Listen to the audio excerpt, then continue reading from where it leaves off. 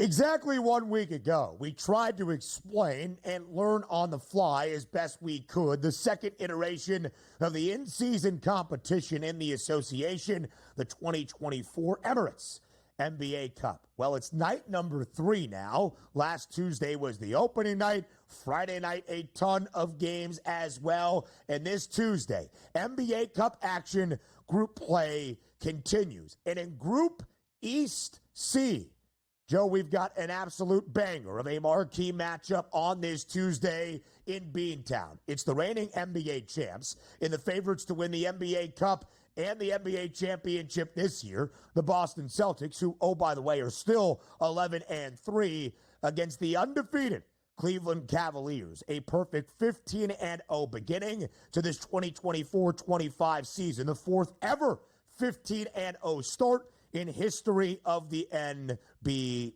So a marquee matchup on night number 3 of the NBA Cup inside TD Garden that sees the Celtics as a 5.5-point home favorite and a total of 236. A couple of trends from my perspective. Perfect 15-0 start for the Cavs. They have been an underdog only twice. Of course, they have won outright in both of those games as a dog. The Celtics, 11-3 straight up this year, a favorite in all 14 games. Joe, so favored to do everything this year, the Celtics. They have been not only booked as a favorite in all 14 NBA games this year for Boston, they've only been a single-digit favorite 5 times out of those 14 games, often laying double digits. They're 3-2 against the number in those 5 games, laying only a single digit. Marquee matchup tonight in Beantown. What do you like? It's kind of hard not to be totally impressed with what Cleveland is doing. But at the same time, Ben, can we all just agree that quietly what Cleveland is doing is how you build dynasties? When you guys take into consideration what they signed over the last year, they come in and bring in a new head coach, plenty of success during the regular season. There was nothing to complain about for Cleveland during the regular season. They would fall apart during the playoffs. So what did they do? They went out and extended Mobley, Donovan Mitchell, Isaac Okoro, Jared Allen. These guys are all signed for the next 5 years. Now you got Darius Garland and Max Strus under the next 3 years under team control. That is how you build championships here, Ben. It's no surprise to me that they're having this kind of start because these guys have already been together for how long? It's the same thing with Boston. What's going to win this game is going to be who is better at shooting the rock from 3. Yeah. And ultimately right now, I don't think anybody is better than Cleveland. 42% from deep, and that is impressive. Will the defense of Boston be able to do something? They're allowing just 33% from 3 this year. To me, that's what this is all about. If the Boston defense beats the Cleveland Cavaliers 3-point shooting, Boston will win. If they don't, Boston gets run out of the gym tonight. So this, of course, counts towards your regular season record, which could be critical come the end of the year for playoff positioning between these two teams atop a relatively weak Eastern Conference. Again, when you look at the Eastern Conference this year, these two teams are 2 of 4 that are above 500, along with the Magic and the Knicks. Yep. That's it. The only 2 other teams above 500. Boston 11-3. Cleveland, of course, is a perfect 15-0. But it's also important for NBA Cup positioning in standings as well. And Joe, in Group EC, we knew it was going to be difficult for the Celtics, despite being the pre-NBA Cup favorites, to win said cup because Cleveland was also in that group in the Eastern Conference. And then the Celtics in their NBA Cup opener exactly a week ago as a 16-point favorite against the Hawks lost outright 117-116. In fact, Atlanta is a perfect 2-0 in NBA Cup competition this season. The only in-season competition game so far for Cleveland last week against Chicago. They scored 144 points and covered against the Bulls as a 10-point favorite. So important game for NBA Cup competition as well, where we know we have seen some high-scoring affairs because everybody around the league understands point differential will matter in ultimate tiebreakers to determine if you advance to the quarterfinal and knockout round. 236 the total, yep. Joe. Are we going to see a lot of offense tonight inside TD Garden? And again, this is, I think, without a doubt, if you like the Cavs to win this, they're going to do it from the perimeter, although they have been absolutely ridiculous on their percentage from inside two-point range as well. This total opened at the 233.5. We've already seen this thing be bet up 3 points. And I agree. Yeah. I think this is going to be much closer to a wild shootout than it is going to be any sort of lockdown playoff defensive style of basketball. I think they let it fly here tonight. The question is, can that defense, that perimeter defense of Boston that has been phenomenal this year, can they neutralize the three-point shooting of the Cavs? Either way, I still think it flies over the total.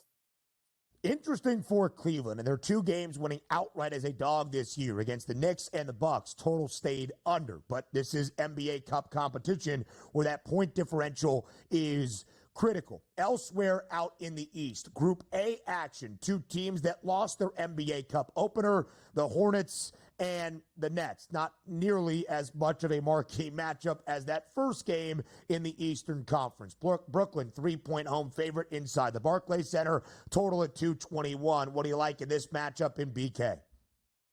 I like Brooklyn a lot. I have liked them a lot here, Ben. I mean, given this team is actually playing good defense. They're actually able to shoot the ball. I thought it got away from them in the Knicks in that last game, but they should have won the first one that they played the other night. And I think Brooklyn bounces back against a weak Charlotte team here. I think they get one and rather easily in this one. 2 straight in a borough battle against the Knickerbockers. They did cover, only losing by 2 in the NBA Cup opener on Friday as an 8.5-point dog. The Nets only a favorite 3 times this year. They're 2-1 straight up and against the spread, and a lot of points in those games. Around the Western Conference and NBA Cup action next. NBA Cup action, 6 games on this third night of NBA Cup action in the in-season competition here in 2024-25. And, Joe, now we go to the 4 games tonight in the Western Conference. We showed you the 2 in the Eastern Conference with the marquee matchup of the evening in Boston between the Cavaliers, undefeated at 15-0, and the Celtics. Let's start, of course, with the LA Lakers. At home and hoping to defend that NBA Cup after winning the first ever in-season tournament a year ago. 11-point spread in favor of Los Angeles against the Utah Jazz. Total at 234. This is West Group B, where to start off NBA Cup action, the Lakers won their first game. The Jazz did not. Will the Lakers win comfortably tonight in Los Angeles? Yeah, the Lakers at home is a spot where I want to back them. It's the road that I've got a problem. I think with Utah, what the hell's the difference? They can't win at home. They can't win on the road. No Walker Kessler, I believe, which means they'll have absolutely no answer for Anthony Davis. So I'll be buying Anthony Davis props here tonight. And I don't hate laying the 11 as the Lakers understand tiebreakers and how this whole thing works by winning by margin. Would not shock me if it's a total blowout by the Lakers here tonight.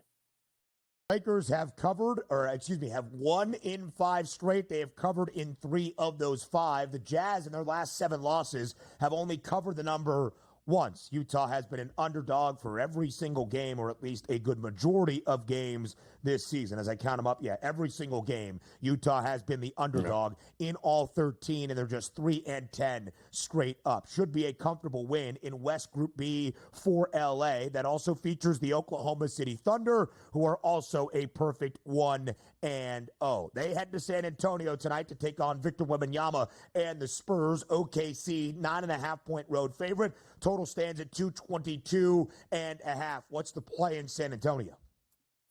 Yeah, it kind of feels like an over, doesn't it, Ben, here, as we have seen this OKC team trying to navigate through their big man not being checked, not being available to them. They've gone up tempo in this spot.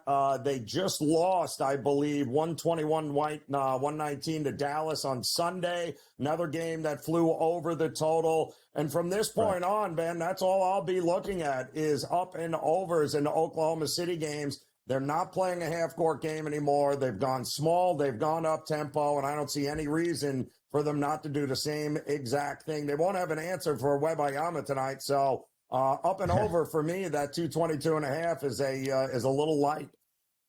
2 of the 4 games for OKC without Chet have gone over, but not their NBA Cup opener. By NBA Cup standards, a very low-scoring affair, 99-83 against the shorthanded Suns, who lost that game without Kevin Durant. San Antonio lost its NBA Cup opener against the LA Lakers on Friday by 5, did not cover as a 2.5-point dog, but the game did go over. I lean with you, Joe. I think we see some points tonight over 222.5. A lot still outstanding for this next NBA Cup game between the Nuggets and the Grizzlies in West Group C. Memphis, 4-point home favorite in the Grind City. 227 is the total.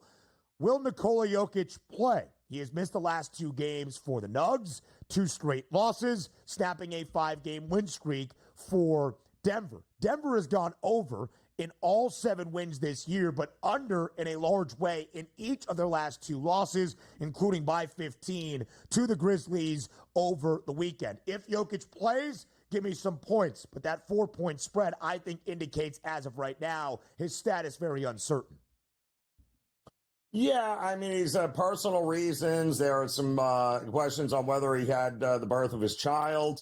But there is no clarification one way or the other. And we saw, listen, depth is a problem on Denver, Ben. We've been saying it. It's going to be a problem all year. You take Jokic out of that equation now, and it's no wonder they're not getting to triple digits here offensively. I mean, they just lost to Memphis 105-90, and Memphis pushed them around, Ben. And they got to be careful. If they don't bring the physicality in this one, they're going to get pushed around again by this Memphis team.